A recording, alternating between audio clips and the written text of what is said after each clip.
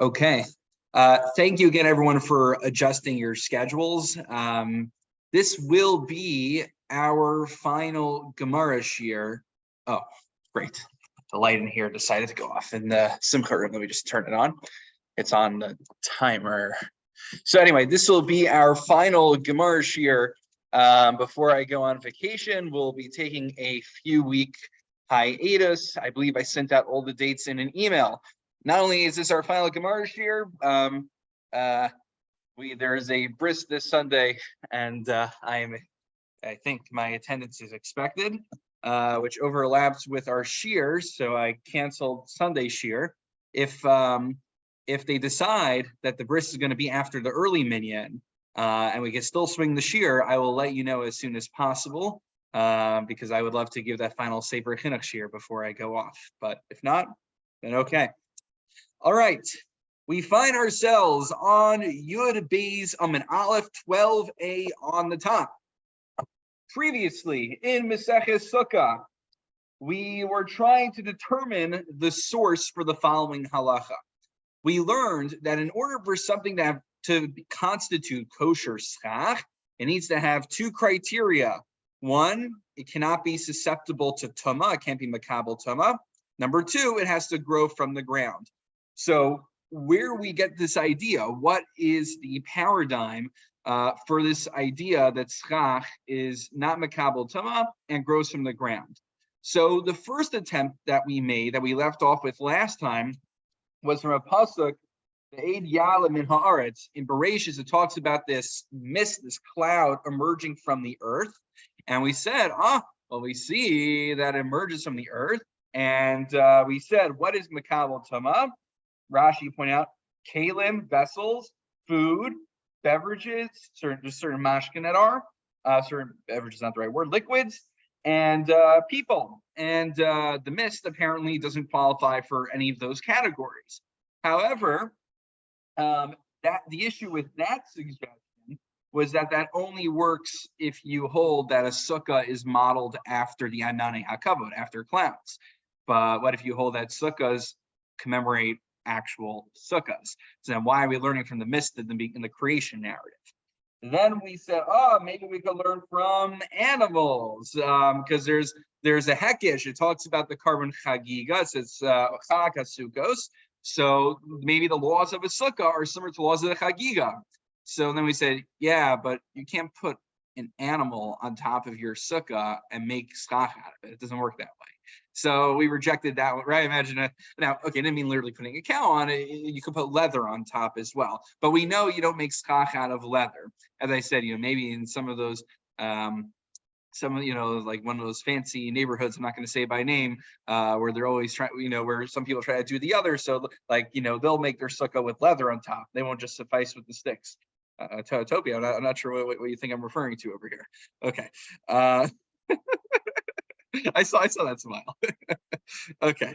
I've been told I should never play poker. What was that? I've been told I should never try to play poker. Oh, okay. Very good. Now, option number 3, we pick up on the second line on top of 12a, on top of Yud Beis Amin Aleph. Ki asa Rabin Amar Rav Yochanan Amar Kra. It comes from the following verse. So it's talking about during the time that you would bring in the materials that you had on your threshing floor and from your wine vat. So it's really describing the time of year, but we learn from here that these are the materials that you can use for schach. Now, when you're not putting literally a threshing floor and a wine vat on top of your sukkah, right? That doesn't make any sense. Rather, we're talking about, what's in a wine vat? What are you threshing? So bipsoles gorim beyakev akasim medaber. It's talking about the psoles, the leftovers that's in there. So what's the psoles? The psoles refers to the straw that's left over. It refers to the clusters of grapes, but without the grapes. Whatever's the leftovers after the grapes have been crushed and taken away. And so what's that? Well, those are branches. Those are vines. Those are things that we put on a sukkah. And this is a great source. Why? Because it describes something that grew from the ground, but it's not food. It's not food because it's the leftover. It's dafka, the stuff that's the residue that's not edible, that you're not eating. So it ticks off both boxes. It's not susceptible to becoming tummy because it's not food, and well, it grew from the ground, right? So that is the paradigm for snach. However, the Gemara challenges this. The ema goren atzmo v'yekiv atzmo. Maybe it's referring literally to the goren and the yaakov. Now, what do I mean by literally? Rashi explains. Hakashin im hatvua va'ashkelos im ha'anavim. Maybe we're referring to the clusters with the grapes still intact. Maybe we're referring to the wheat still attached to the straw. So to the chaff, or whatever the term is in English. So maybe that is what the verse is referring to. And if so, I don't know. Maybe my sukkah, my skach should be able to be made out of food, even though it's mekabel tama. This is not a good source. But Amar Zera, Amar Zera. So Yaakov Sivkan, the Yeshua Sachichbo. But here we're talking about a Yaakov. What's the Yaakov? The Yaakov is a wine vat. That's after you crush the grape. Like, what are you going to do? You're going to take wine and make your schach out of wine. I'm pretty sure the wine is not going to stay up there. The wine's going to splatter onto the floor. So, of course, we're talking about the psoles. We're talking about the residue. We're not talking about the actual wine itself. But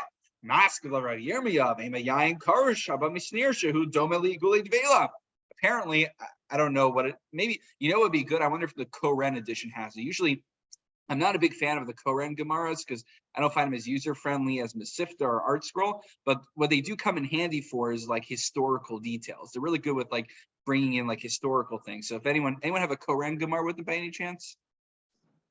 Okay, so we'll have to look it up if they have it. But apparently there's a certain kind of wine that congeals similar to a cake of figs, and because in its congealed form, conceivably it could be used for schach. So who knows? Maybe we're not talking about the leftover vines and clusters without the grapes. Maybe we're actually talking about the wine itself that's in the vat that becomes congealed, if you can imagine using that somehow. So Amar Abu Zera, Hamil Sahaba B'Yadon, we had this great source in the verse for where we get the idea of schach having these two criteria. V'asrav Yirmiyah v'shada b'narga. Now Yirmiyah act, like you say sometimes, like you're in a meeting and like that person acts that idea. Like this phrase right over here. Things haven't changed that much in a few 100,000 years or so. So he acts this idea. He threw an axe at it. So how do we answer this? Rav Ashi Amar mi garncha v'lo goren atzmo mi kvecha v'lo yekev atzmo. I believe it's the mem there, that's the critical letter. It says from it, mi garncha, mi kvecha. So this implies not the goren and not the yakev itself, but it's referring rather to what remains in the goren and the yakev. And what remains, by definition, is the residue. What's the residue? The chaff, the vines, the stuff that grew from the ground, but also is not the food. It's specifically not the food. It's the leftovers that you don't want, and that will be our source for what makes something kosher schach to use for your sukkah. That is, I believe, attempt, if I'm keeping track, number 3. It's a good one. That is very much a strong possibility. And the advantage of this one is that it's actually from the Torah itself, Sefer Dvarim. The Thursday morning folks are going to say, Sefer Dvarim, it's not the same level as the rest of it. Okay, fine, we'll put that on the side for me. But the next, right, so the next drasha suggestion is Rav Chisda. Rav Chisda Amar Mehacha. This actually came up in the Thursday morning class also. Har v'viua ali zayis v'ali eitz shemen v'ali hadas v'ali tmar v'ali eitz avos. So Rashi interestingly says this is Pasuk Sefer Ezra. He calls it Sefer Ezra. If you look in your Torah Hashalim, it says this is from Nehemiah. Now, so this basically points to, I know we didn't spend a lot of time talking about the formation of Nach in the Thursday morning book club, for those who appreciate that, but apparently Sefer Ezra, not all of it's written by Ezra. even from a more traditional point of view. It's clearly not written by Ezra, and there's been an interesting development of the Sefer, in which Sefer Ezra apparently included Nehemiah, and at some point later in history, I'm not sure exactly when, Nehemiah became its own independent work. So Rashi over here is calling Sefer Ezra, even though we know it as Nehemiah. So just an interesting little tidbit over there. Okay, so the point here is, we have it now. It's not from the Torah itself, but we have the advantage that it seems pretty explicit that we're being told in Sefer Nehemiah that what do you need in order to have schach for your sukkah? He gives us, he says, you get branches from the olive tree, from the eitz shemen, from the hadass, the myrtle, from the palm trees, from the eitz avos. So we see that what do you use for schach? Use branches from trees for schach. That's what you're supposed to use. So this is a very nice, maybe not independent. We could say almost like it's a supporting role over here. Now, the Gemara just very quickly wants to clarify Hainu Hadas, Hainu Eitz Avos. We're going to see later on in the Gemara that Hadas is called Eitz Avos, a braided branch. So why is he repeating himself? That's superfluous to say Hadas twice. So Amar Chisda, well, there's two kinds of Hadasim we're going to talk about. There's a Hadas Shota. Now, a Shota means what? Drunk. What? A drunk? Not drunk, but you're close. So someone who's mentally impaired in some way or another. A stupid person. Okay, yeah. Yeah, I wasn't sure what the politically correct way to say it is, but yeah. So basically, someone who lacks certain mental capacity. So it's called a hadas shota, and it's basically a hadas who's supposed to have like supposed to be pairs of three, and so if it's missing some of those leaves, so then it's no longer kosher. It's no longer fit to be used for your arba minim. But you know what it is fit to be used for? L'sukkah. You could still use it for the schach. The eitz avos, this refers to a proper hadas, lulav, and that's what you use for your lulav that we'll talk about as we progress further in the Masechta, right? Because we spend all this time in the first chapter talking about what makes a sukkah kosher. Eventually, we'll get to be talking about the arba minim as well. So that brings us to the Mishnah. Let me pause for a moment. Do we have any questions at this juncture, my friends? Okay. I feel like we haven't read through a Tosfos in a while, and I thought there was a really cool Tosfos right here on our Amud. So, okay, a little bit of background about this Tosfos. So we're going to be looking at the Psilos Gorim V'Yekev HaKas Medaber, the second one on the Amud. It's a moderate length, but it should go down pretty smoothly, I think. It's not going to be anything too complicated, I think. So if you remember in our Chazara, our review at the beginning of this year, we mentioned that there's an opinion of Reish Lakish. Reish Lakish said, where do we get the idea of schach not being Makabel Tumah and growing from the ground? Because we see in the creation story, there's this mist that comes up from the ground. But then Rav Yochanan, right? Rav Yochanan Reish Lakish, one of the classic pairs of Bali Plukta of, two people who always are in argument with each other. And of course, there's a whole backstory to it. So Rav Yochanan, which was the first opinion that we read at the beginning of the shir tonight on the top of Beis Amud Aleph, Rav Yochanan did not accept Reish Lakish's drasha, presumably because Rav Yochanan was a proponent of the idea that the reason we observe Sukkot is not to commemorate the clouds of glory, the Anani HaKavod, but it's to commemorate Sukkot Mamish, that we sat in actual sukkahs when we were in the wilderness. So how does this play out? If you look in Tosfos, Rav Yochanan, Delo Yolef Anani HaKavod. So Rav Yochanan does not learn from the Anani HaKavod. Rather, he says, Sukkah, he needs to come up with another limud, another source for how he knows schach, because he doesn't learn it from the mist. So Mefarish Yerushalmi, the Talmud Yerushalmi elaborates on this. And it says, Din Kedate Udin Kedate.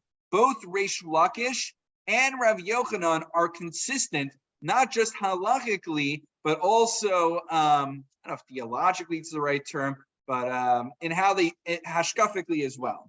So Rav Yochanan Amar, Anonim Lamala Hayu. Rav Yochanan believes that all clouds in this world come from heaven. Klomar min hashamayim hein bayin. And therefore, since he believes that the origin of all clouds, which I guess maybe it's, I guess the clouds form up there, but the rain goes up there and helps form the clouds. So there is what to discuss. But since Rabbi Yochanan fundamentally believes that all clouds originate in heaven, so then how could clouds be the source for a sukkah since they don't come from the earth? And the Mishnah said, Schach has to come from the earth. Whereas Reish Lakish Amar Lamatahai, Reish Lakish believes that clouds can originate from the earth itself. Hence, he uses the verse that the mist came out from the earth. Rav Yochanan Madami. So what's the mashal? They have parables to back up their assertions. Rav Yochanan Madami Adam Hamashalech Chavir Chavis Unkankanim. Rav Yochanan says that when God provides rain for us, he's like a friend who's giving us wine, but he doesn't just give us the wine, he gives us the vessels with the wine as well. He doesn't say, come fill up your wine from my storehouse. He sends them in a beautiful package and beautiful jugs and sends them to you. So too, when God gives us the rain, God forms the vessels of the rain up in heaven by him. Reish Lakish medamile, K'man damar lechavre, shalach kuftecha v'savlecha chitin. Whereas Reish Lakish, his parable is, or analogy is that of metaphor. That's right. Of someone saying to his friend, "Can you give me some wheat?" And then God says, "Send me your vessel, and I'll fill it up with chitin, with wheat." So send me your vessel, send me your clouds. Let the clouds emerge from the earth. I'll fill it up with some water, and then the clouds will provide water for you. So the rest of the Tosfos basically expands on this point. It says this is also in the Medrash Rabbah, but it's just interesting that Reish Lakish and Rav Yochanan are not just having a halachic dispute; they have a dispute about how they understand the nature of the natural order itself. So Rav Yochanan thinks that clouds originate only in heaven. So then, how could they be a source for schach, which comes from the earth? Reish Lakish, who thinks that some of the clouds originate from the earth itself, says, we can learn from the mist that emerges from the earth that's the paradigm, that's the source in the Torah for how we know schach has to come from the earth as well. So I thought that was just like a cool elaboration from Tosfos, and we can say we did a Tosfos because I think it's been too long since we've looked at one inside. Okay, any questions? I thought that in the desert we dwelt in tents. Okay, Yep. yeah, that's fair. We had booths at some point. Did we use them the entire time? So it says in Rashi on the previous Amud, Sukkah Mamish, when it was sunny outside, B'shas Chaniyasa, when they were encamped, Osim Sukkos. So these sukkahs were more like when the Jewish people had set up shop somewhere and it was particularly sunny outside, that's when they built the sukkah. So they weren't necessarily using the sukkahs throughout the entire time in the wilderness, but when they were encamped somewhere and it was particularly sunny, they built these sukkahs. So I don't think they were using them 24/7. So that's a good point. Right, because you're thinking Matovu Olecha Yaakov Mishkan Osecha Yisrael, right? How Bilam blesses us about our tents. And there's other. How goodly are your tents? Right, tents get mentioned a few times. Very good. Okay, Rabosai, going forward to our Mishnah. So a new Mishnah, a new day.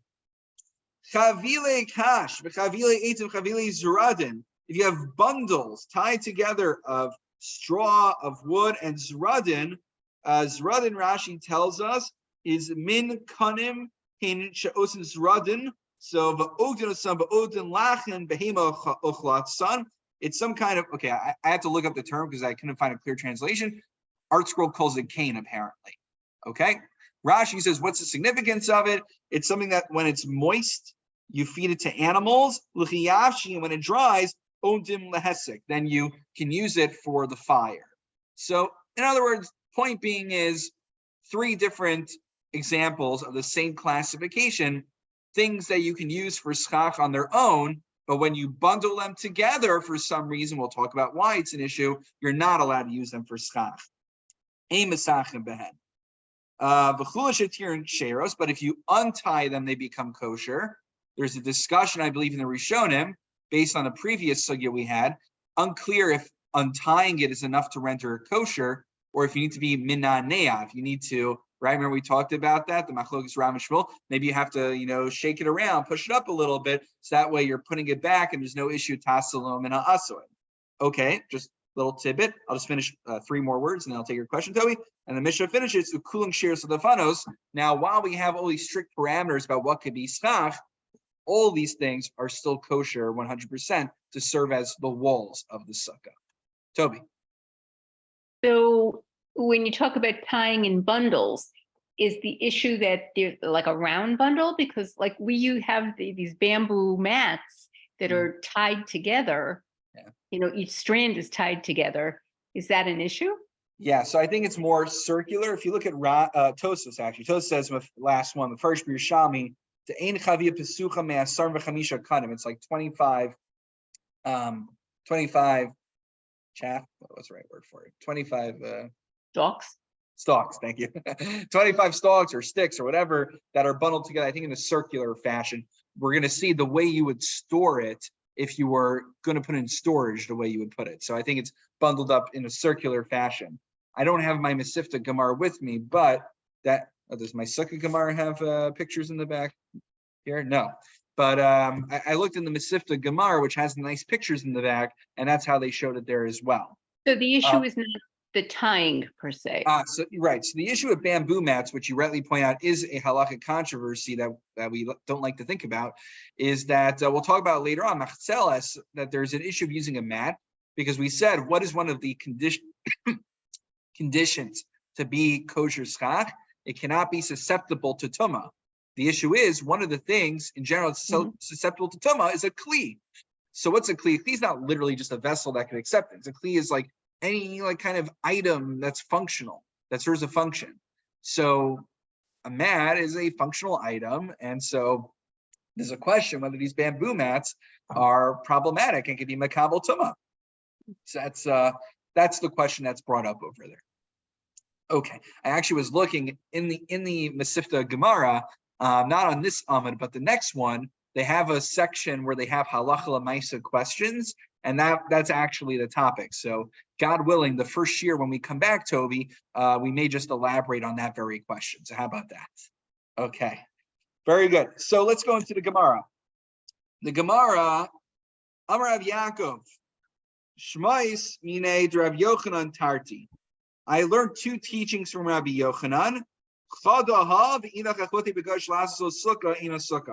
One teaching was this Mishnah that we just read, and the second one is a Mishnah that's later on 15a, on Tesvav and Aleph, which is if someone has a pile of hay, and what you do is, well, as we said, the hay, the straw, is kosher for schach. So but the issue is, where are you going to sit? So you go and you chisel out and hollow out the inside, so that way you have 7 by 7 tfachim, and you sit in there, and voila, what do you know? You already have a wall. You already have schach. It's already set up. It's like that Lahavdil. I think there's like this story they say by over about Michelangelo or one of the Ninja Turtles, one of the artists. So that was a generational reference. Did anyone get that one? Okay, thank you. Okay, there's a new Ninja Turtle movie coming out. Oh, there is. Oh, okay. So it's okay. There you go. I wasn't a big Ninja Turtle person, but I knew that much. That's how people my generation knew the famous artists of yore. So I think it was by Michelangelo. He made the statue, I think, of Mary weeping over Jesus after he's crucified, if I'm not mistaken. So if I got the right one. So they asked him, how is it that you're able to make all these beautiful creations? So he said, all I did was, the statue was already there, and I just moved some of the schmutz from around it in order to uncover it. That was insane. So this is what's happening over here. There's a beautiful sukkah, and all I have to do is just chisel out some of the schmutz that's over there in order so that the sukkah in its full glory will be revealed. So that's what's happening over here. Okay, there's some sermon material. So the issue is, why is it that the case of our Mishnah with the bundles for schach And why is it that the case of chiseling out a sukkah from that heap of hay is problematic? I know both are an issue, but why are they issues? So, I know that the rationale for one of them is because of a rabbinical decree called Gezeras Otzer. The concern is that if we allow you to use this kind of sukkah, then you're going to say, I may as well just go into my storehouse, which already happens to be set up looking like a sukkah. Meanwhile, you never actually put the schach down there for the purpose of creating a sukkah. And the other issue is our good friend that we've been learning for the past week or two, Tasevelo min ha'asoi, that when you put the schach down initially, it needs to be kosher. You can't just make a sukkah and the schach is already there. The schach needs to be put down, and when it's put down in a kosher manner. So, so I know that he said both these cases are puzzle, and I know he gave two distinct rationales, but I'm not sure which rationale matches with which case. You hear his problem? He knows the outcome. He just doesn't know the rationale behind each one. Now you're going to say, who cares if we know the rationale behind each one? Well, it does make a difference because, as we'll see, Gezeras Otzer is a rabbinical ban, but Tassel min ha'asoi is an issue on a biblical, on a Doraisa level. So arguably, this was a sugi we saw all the way at the beginning of the Masechta, if I don't fulfill something on the rabbinic level, at least I still fulfill it on the biblical level. But if something is pasal midoraisa, then if I don't do it that way, then I haven't been yotzei the mitzvah sukkah at all. So that's what's at stake over here. So Amar Rav Yirmiyah says, Nichsiyana. Let's take a look over here. I think I could figure this out for you. So Amar Rav Chia bar Abba, Amar Rav Yochanan, mipnei ma amru chavile kash, v'chavile eitzim, v'chavile zradin, imasach lahen. Why does our Mishnah say that you're not allowed to use all these bundles as schach? The issue is a person. There'll be times when a person comes back from a long day's work in the field in the evening, and he has this. He has it on his shoulder, and he puts it on top of his hut over there so it dries out. And then he comes back one day. He's like,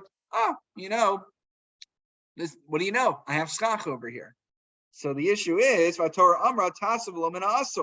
issue is when you put down the schach. Rashi elaborates. When you put down the schach, what's happening here? Shalol l'shem schach. I feel it sale liyavish. What's the issue here? So if you remember, we had a machlokes Beis Shammai and Beis Hillel. When I put the schach down on my sukkah, do I need to do it l'shem mitzvah for the sake of the mitzvah sukkah? So Beis Shammai said yes, but Beis Hillel said no. But do you know what Beis Hillel said you need to do at minimum? When you put the schach down, it may not need to be for the purpose of fulfilling the mitzvah sukkah, but it needs to be with the intent of providing shade. So here's our issue. You're only putting down those bundles, not even to provide shade, but just so that they can dry out up there. And then you come back later like, what do you know? It's almost sukkahs. I don't need to build a sukkah. The issue is this schach was never put down even with the minimum intention of just creating shade. So it's not going to be a kosher sukkah. So therefore, the Rabbanan were goes there, our rabbi said, because this is something that could conceivably easily happen, therefore you should never use bundles for schach, even with the right intention, because you might come to use bundles that were not put down with the intention of providing shade, like you would for your storehouse. That's how we get Gezeras Otzer. Okay. Well, my friends, we just did process of elimination. Midaha mishum Gezeras Otzer. Now, since we know that our Mishnah is because of the rabbinical decree,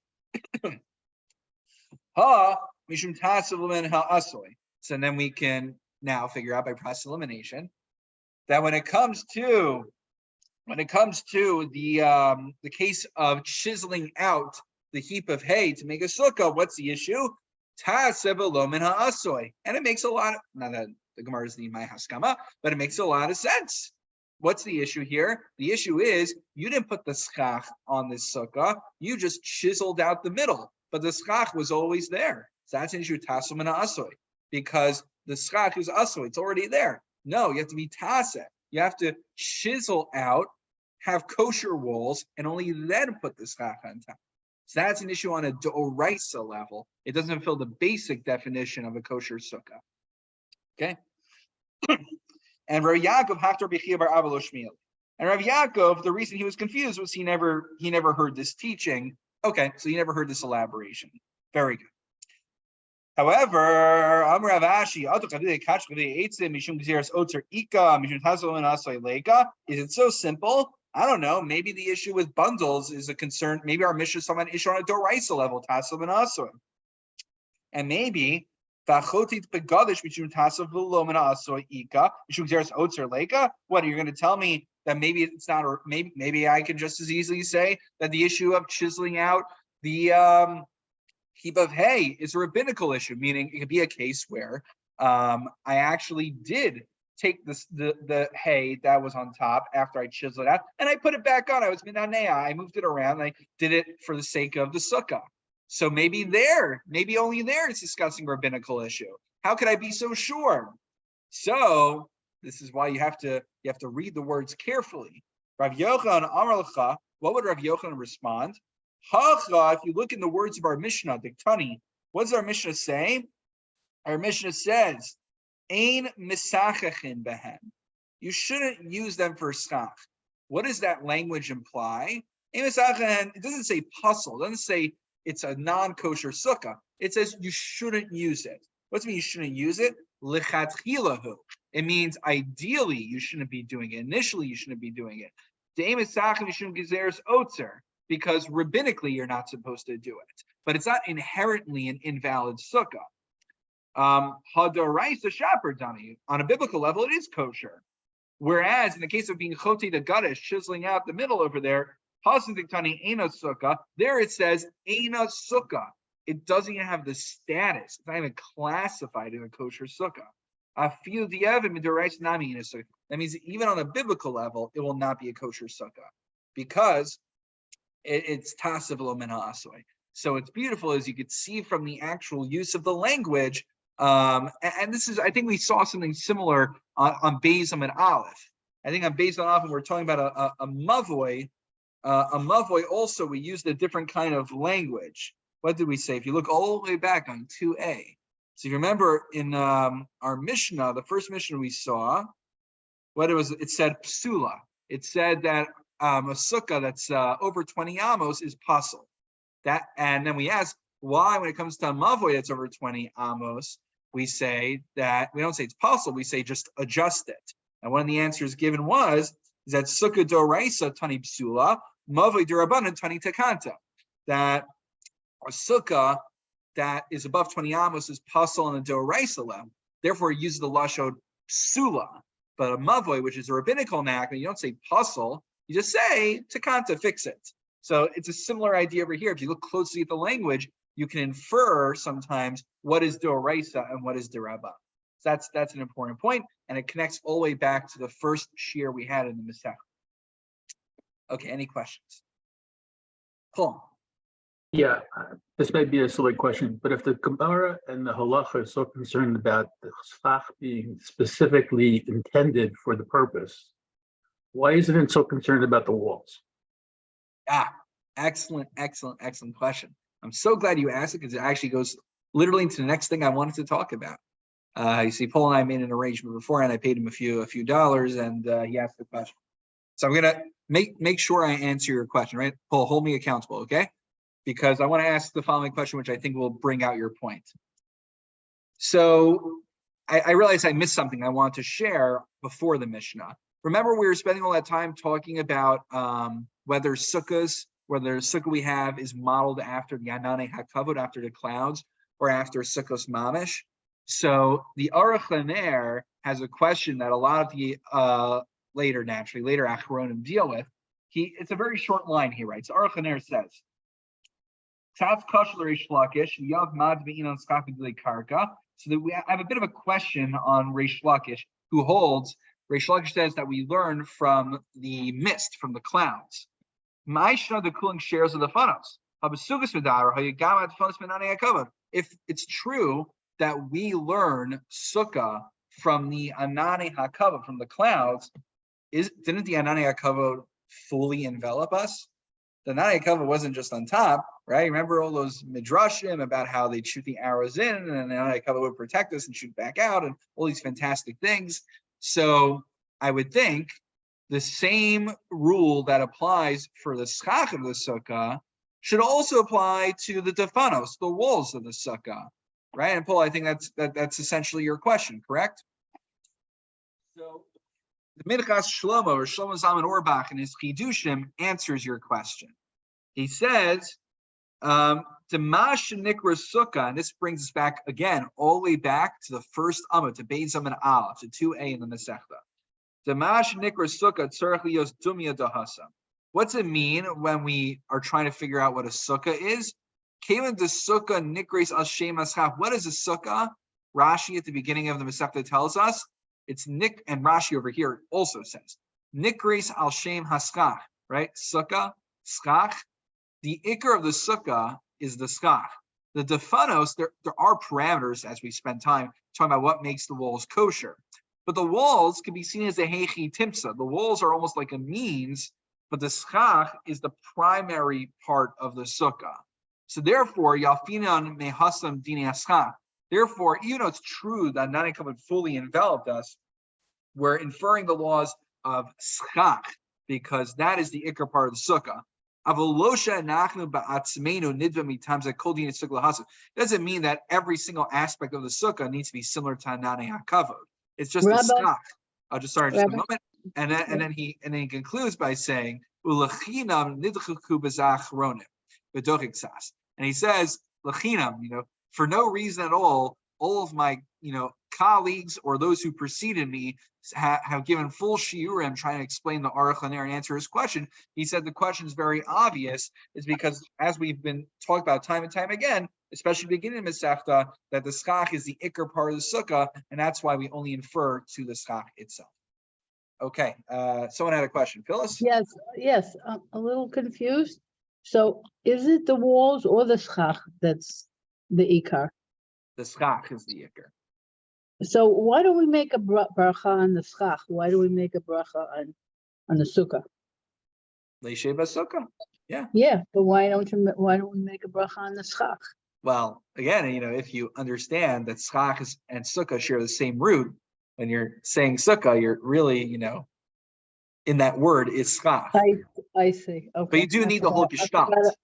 You can't have a schach without the defanos. I forgot. And just because the schach is the primary part doesn't mean that we could disregard the rest of it.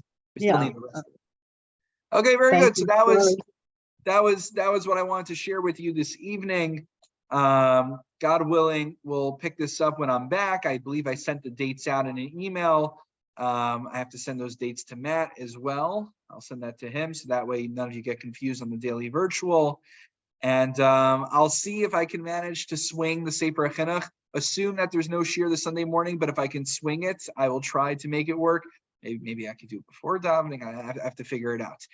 Maybe after the bris. Depends if people are around. So people let me know what works. Okay. I know this is like a weekly Talmud shiur. I just don't think it's going to be viable for me to give it from Eretz Yisrael. So I hope you'll be mochel me. Hope to see those of you who are around over Shabbos, and looking forward to picking up again soon. I appreciate all your commitment and consistency. I hope we can pick it back up with the same vigor and consistency once we get back to it. Okay? Have a wonderful trip. Vacation, well earned. Thank you. I'll miss all you guys. All right, we'll learn together soon. Take care.